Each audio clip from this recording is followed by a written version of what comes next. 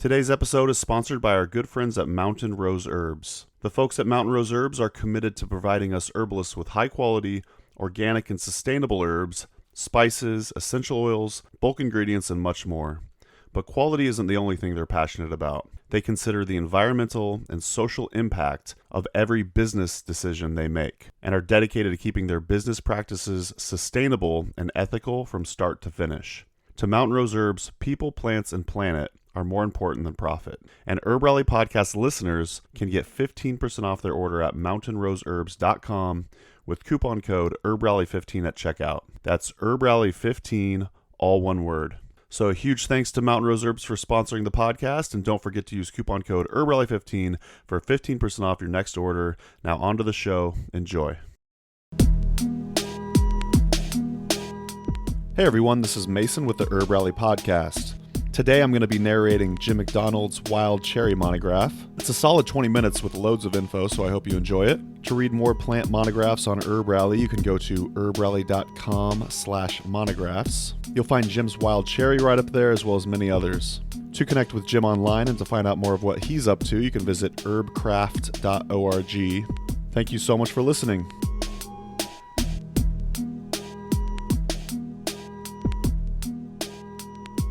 Wild Cherry by Jim McDonald. Wild cherry is a catch-all name for a variety of trees of varying sizes in the Prunus genus. The most recognized of these are the stately black cherry, Prunus serotina, and the shrubby is it a tree or bush chokecherry, Prunus virginiana. Black cherry grows in many different forest types through virtually all of the east and much of the southern United States. Mature trees are easily distinguished by their dark, flaky bark, the color of charcoal with undertones of the russet inner bark, and rich red heartwood that lie within. Black cherry's leaves are elliptical, pointed, and serrated. Its multiple white flowers, then blackberries, drupes, hang down in clusters called racemes. Those same trees, when younger, may be confused with black birch, sometimes even called cherry birch, due to their similar bark, leaves, and flowers. But the fruit is a clear indicator, as birch doesn't ever seem to produce cherries. If confusion arises among naked winter trees, one can merely scrape at the inner bark. Black birch will smell strongly and divinely of wintergreen. Chokecherry thrives throughout most of the U.S., advantageously forming thickets around edges, of woods, of ponds, of streams, of ditches. Chokecherry can grow up to resemble its tree of a cousin, though these outliers are often shorter-lived and less common than its normal thickety self. The bark is gray to a rich red brownish, can I say russet again? And marked, as is cherry's younger bark, by pale lenticels. To imagine what a lenticel is, just picture pale ... marks scattered horizontally across the bark. The flowers, berries, and leaves resemble those of a black cherry, but chokecherry's leaves are more rounded, and the fruits aren't always quite so black. By and far, the bark is the most widely used part of the plant. If collected from older, flaky trunks, the outer bark must be removed from the inner, done most easily with a draw knife, but on smaller branches, if the outer bark is insubstantial, it may be left on. Several sources suggest that the bark is best harvested after the tree flowers, unlike most barks, which are ideally harvested in early spring. While the use of the leaves is generally discouraged due to the fear of cyanogenic compounds, they too can be used. What? Explain cyanogenic. Sure. The leaves, shoots, bark, and seed kernels of wild cherry species contain the cyanogenic glycosides, amygdalin and prunicin. These compounds are stored in the plant, but when damage of some kind occurs, they are released, acted upon by enzymes, and as a result release hydrogen cyanide, a potent and definitely dangerous toxin. But, while that does sound rather off-putting, let us consider the insight of Michael Moore, the brilliant herbalist, not the movie guy, who attests to the safety of wild cherry, noting, quote, "Chokecherry bark presents a potentially dangerous group of physiological responses in a completely safe package. The shadow of hydrocyanic acid is still there, but it's completely safe and diffused. The mechanism might make a pharmacologist cringe because it is so closely that of true cyanotic poisons, but once again, it is safe and reliable for even small children. It has been used safely for centuries, probably millennia, in such diverse places as Siberia, Germany, the lakeside villages of Mandan, the mountains of northern New Mexico, and the valleys of Kentucky." End quote.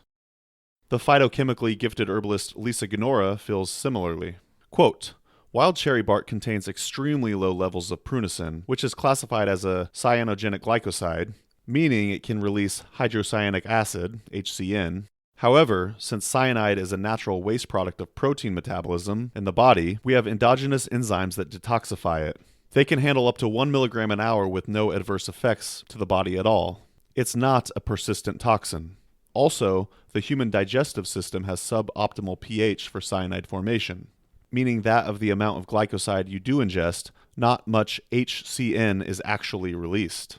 So cherry bark per se is not a problem. Browsing on wilted cherry leaves will kill a cow or horse though, because there are much higher levels of cyanogenic glycosides in the leaves, and wilting is an enzymatic process that degrades them, releasing a large amount of HCN. Also, the animal is ingesting large quantities of plant material. This came to the attention of veterinary toxicologists during the Depression and the Appalachians, when the stock sometimes had nothing else to eat. Herbalist Kiva Rose Hardin addresses some of these concerns, stating, "I too have read all those herb books that say to never ingest the cherry leaf any which way or you'll die. And more specifically, that you should only use the dried bark that has been collected in fall. I've used fresh bark tincture from spring, and I've been eating the leaves and flowers all spring and I'm not dead yet, nor have I noticed any adverse effects whatsoever. It probably would be unwise to eat a pile of leaves for breakfast, but considering the taste, I don't think you'd manage it anyhow." Aside from these perspectives, we can look to wild cherry's long-established and widespread use as an indicator of its safety. Back to harvesting. A lot of people feel decidedly freaked out by the prospect of harvesting the bark of trees. Somehow, it seems like a bigger ethical dilemma to us to harvest a tree than it does to harvest a smaller plant. I know many folks who routinely harvest, and in doing so kill, plants like dandelion, who are totally freaked at the thought of killing a tree to harvest its bark. Is this because it's bigger? Or because we feel that trees live longer, that we grant trees more quote-unquote life value to them than we do to smaller plants, some of which can get quite old indeed. Feeling comfortable and confident in harvesting is important, and it's a fruitful quandary to sit with and examine one's feelings and biases. There are, though, ways to work around this while you're sussing out complex philosophical issues. You can often effectively harvest branch bark as opposed to cutting down the tree down at the trunk. If you're collecting choke cherry, it's mostly a bunch of branches anyway. You can contact tree cutting services and ask if you could snoop around through their wood piles for black cherry. You'd be unlikely to find choke cherry there because, to my knowledge, no one is heating their home with choke cherry, and it was most likely thrown into a chipper. My favorite, you can, after storms, carouse through the woodlands and see if any trees have come down. In my habitat, black cherry trees rarely come down in storms. But sometimes other trees fall onto them and break or bend them down in a way that they're unlikely to recover from. The added bonus here is the time you spend traipsing through the woods after storms. Many sources, and even many herbalists I know, say that after dried wild cherry bark doesn't store well, loses most of its potency, goes inert, stops working in X many weeks or months. This is not my experience dealing with barks I've harvested, which have remained quite effective for over 2 years. The keynote indicator of potency is a rich cherry almond aroma from the bark after sitting in cold to barely warm water for a while. The aroma develops more slowly the colder the water is. If that's there, it works, regardless of what any otherwise brilliant source might say. When considering wild cherry, most will immediately think of its use in the address of coughs and colds. Indeed, such a staple it was that when plant medicine was being replaced by chemical drugs, quote-unquote wild cherry was retained as the flavor of cough syrups and drops because, well, that's just what those things were supposed to taste like. The actual bark, though, does much more than provide flavor. Wild cherry is a respiratory relaxant / antispasmodic and, in varying degrees, an astringent tonic. A cooling sedative to lung tissue, it excels when heat and irritability undermine healthy expectoration. Now, here's where I want to paint a little word picture that really sums up wild cherry's respiratory sphere of influence perfectly. That's really what all herb writers want to do when we write these things. But darn it, Michael Moore did it so well I can't resist quoting him. Quote, "Choke cherry or wild cherry bark is a simple sedative for cardiopulmonary excitability. If your child is lying in bed, glowing a dull infrared and breathing rapidly with a dry cough, give him or her choke cherry. That hot, vibratile pulse of blood through the lungs can be counterproductive, not nourishing the membranes as well as needed, and maybe even slowing the defensive responses to a viral infection. The hectic breathing can dry out mucous membranes and harden secretions, making them little more than dried blobs adhering to the bronchial membranes. difficult enough for an adult to expectorate, very difficult for a respiratory impatient child to handle." End quote. Yeah, more was awesome. I use wild cherry for coughs predominantly as a syrup, which is outstanding for mixing with other herbs. Making tea? I can stir syrup into that. Dreadful tasting tinctures? Put them in the syrup. I use wild cherry a lot for all kinds of coughs, the only contraindication being that, as the physio-medicalist William Cook wrote, quote, "Depressed or sluggish conditions of the system never call for its use." End quote. We can accurately translate that to, don't give it if the cough reflex or respiratory tissues are weak or exhausted. Because I tend to custom formulate for each individual I work with, I don't have a very specific cough syrup blend. That said, I do have base formulas that I work off of and tweak to a given person's needs. One of these is a blend of wild cherry syrup and a nice gooey cold infusion of marshmallow root. To this, I'll add 2 squirts of OSHA tincture per ounce. If that person has a really dry cough, I may up the quantity of marshmallow. If they have a damper cough, I'll lessen the marshmallow and perhaps increase the OSHA a bit. Of course, other herbs are added or substituted as called for by presentation or inspiration. I also use a spoonful of wild cherry syrup along with 1 drop each of lobelia and bloodroot, taken as needed for croup and croup-like coughs. Both lobelia and bloodroot are low-dose botanicals, and while a couple drops is quite a small dose, it's better to take more smaller doses than to increase the amount of tinctures per dose, unless under some clever herbalist's guidance. Another favorite base formula involves mixing a squirt or 2 or 3 of valerian tincture and maybe another squirt of fennel into some wild cherry syrup. I use this as a mild cough suppressant. Wait, what? Isn't that the antithesis of what we're supposed to do as herbalists working within a holistic framework? Well, not necessarily. I use this approach mostly when coughing is preventing someone from sleeping, and I feel like the benefits from some sleep outweigh any negatives from suppressing the cough reflex a bit. For many, the use of wild cherry stops here. Indeed, too little has been written about its uses outside the lungs to inspire broader usage, but indeed it possesses an abundance of potential. As stated in our discussion of respiratory issues, wild cherry is a cooling sedative. But what does that mean? We use quote-unquote cooling herbs to quote-unquote sedate heat. Heat, when spoken of with regards to Western herbal energetics, is associated with increased activity, hyper conditions. The quote-unquote sedative effect of an herb needn't be constrained to the central nervous system. We can have excess activity in diverse systems, organs, and tissues throughout the body. Traditionally, this was the state commonly referred to by the word irritation. So, sedative herbs like wild cherry lessen irritation by quelling the overactivity giving rise to it. Eclectic and physiomedical sources used wild cherry's ability to lessen irritation and its astringent tonic properties to address mucosal imbalances in the digestive and urinary tracts. Cook said of the wild cherry, quote, "For chronic gastritis with indigestion, it is not surpassed by any tonic and will be received by the stomach when most other tonics are objectionable." End quote. The eclectic Finley Ellingwood wrote, quote, "As a remedy for dyspepsia, indigestion of the upper GI, it has many advocates. It is a tonic to the stomach improving digestion by stimulating the action of the gastric glands. It soothes irritability of the stomach from whatever cause." End quote. When we think about irritation in the gastrointestinal tract, and specifically about the ability to treat overactivity and irritation, we may begin to ponder a wealth of opportunity to assess wild cherry's utility in addressing some of the many common digestive ailments associated with immune hyperreactivity. Though I've long used peach leaf and twig tincture as a means of lessening immunological jumpiness, I'm still only beginning to use cherry here to compare and contrast its effects.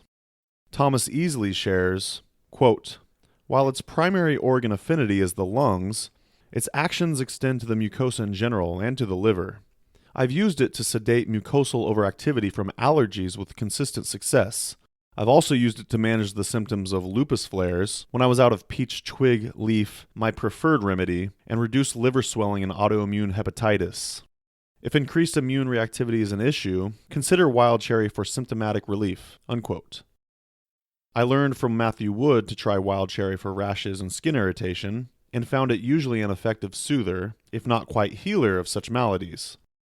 Kiva Rose adds, quote, I found that our Prunus serotina, I say ours mostly because I've rarely used Prunus species from anywhere else in the country, surpasses Prunus persica, peach, in moderating histamine response, particularly in venomous bites and stings, end quote.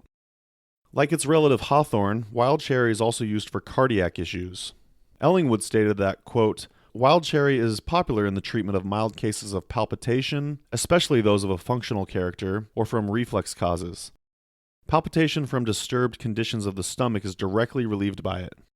It is said to have a direct tonic influence upon the heart when the muscular structure of that organ is greatly weakened, where there is dilation or valvular insufficiency, especially if induced by prolonged gastric or pulmonary disease, end quote. Matthew Wood has picked up these lost threads and encouraged us to explore these potentials, declaring, quote, wild cherry bark acts upon the cardiovascular system, equalizing the circulation and reducing the irritation and congestion which would encumber the heart. The combination of sweet and bitter indicates a remedy that is especially nutritive, as both these flavors stimulate the secretions of the mouth, stomach, and digestive system. Bitterness is associated with the heart and circulation as well, since it reduces irritation and fever. The nourishing influence indicated by the sweet flavor is directed, as it were, towards the heart. This is joined by the astringency, which also tones up the heart. Prunus serotina not only reduces irritation, but nourishes, tonifies, and strengthens the heart muscle. Wild cherry is the American Indian version of Crataegus, hawthorn, which is also a member of the Rosaceae family used in heart and digestive problems. End quote. I consider using wild cherry for a heart prone to reactivity, whether purely physical or in response to mental and emotional stimuli, and perhaps responding with palpitations or, eventually, exhaustion. Heeding Cook's warning and not using wild cherry in depressed or sluggish conditions, one could balance its sedative activity with any number of warming circulatory stimulants. Separations between the body, the heart, the mind, and one's emotions are, well, imaginary. Wild cherry can exert a not quite nervine but balanced calming effect, particularly when mental or emotional hyperreactivity dominates symptoms. It's my impression that it acts more constitutionally here, producing a more notable calming effect in people with excess tendencies, and not acting as strongly outside that constitution. The preparation of wild cherry bark defies normal patterns. Despite common beliefs about the need to decoct barks with higher heat for a longer time, wild cherry loses much of its virtue when treated such, and becomes very, very astringent in the process. Ideally, the dried bark should be infused in cold, cool, or just barely kind of warm water for several hours or overnight. The higher the heat, the more tannins. The more tannins, the more astringent. An amazing preparation can be obtained by a cold water percolation, a process normally associated with tincture making. I learned this from William Cook's Physio-Medical Dispensatory. Quote, moisten 5 ounces of coarsely powdered prunus with cold water, and let it stand 12 hours, or 6 hours in warm weather. Transfer to a percolator, and gradually add water till a pint of liquid has been obtained. Unquote. Either the cold infusion or the percolation can be used to make a syrup. While most of us make syrups with honey, if you want to be super crazy decadent, try making your syrup with maple sugar. Gadzooks, that's insanely good. I add 1 part wild cherry infusion or percolation to 1 part maple sugar or honey. This is not adequate to preserve it indefinitely. If you want to make a shelf-stable syrup that needs no refrigeration, you'll need to use refined white sugar and probably at least twice as much.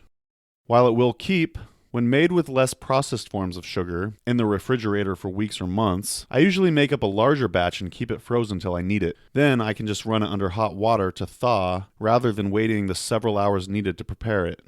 My friend Brianna Wiles simply infuses fresh cherries and or spring flower blossoming twigs directly into honey. I also make the tincture differently than normal, allowing the water in the menstruum to hydrolyze the bark before adding the alcohol. So, let's say I have 4 ounces of bark.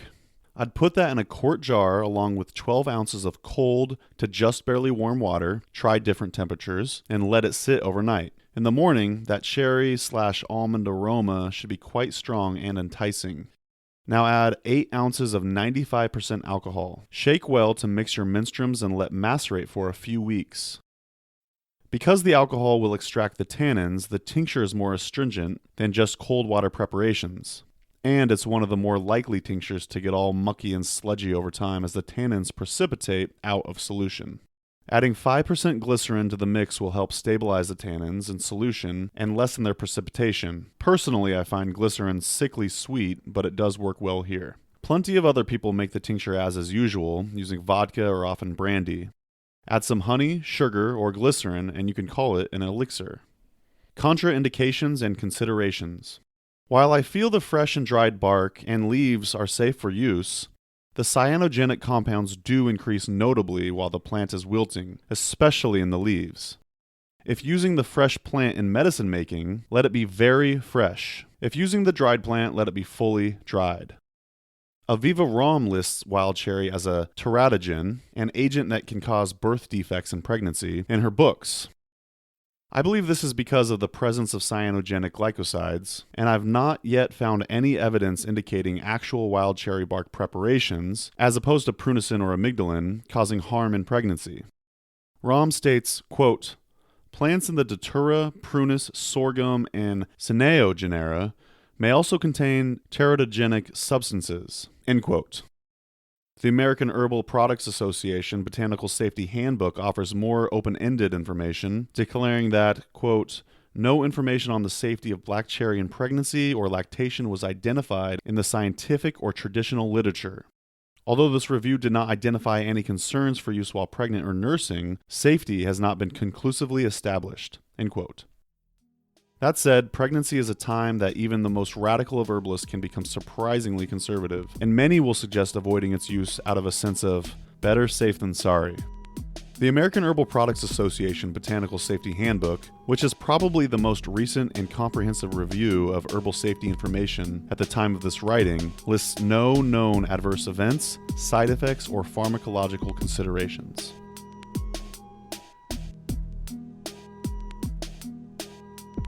Thanks to Jim McDonald for that wonderful, all-encompassing write-up on wild cherry.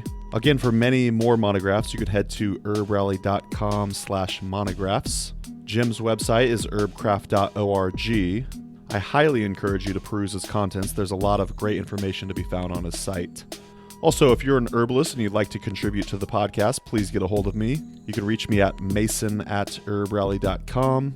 You can also find Herb Rally on Instagram. The handle is @herbrally. Thanks again for listening and take care.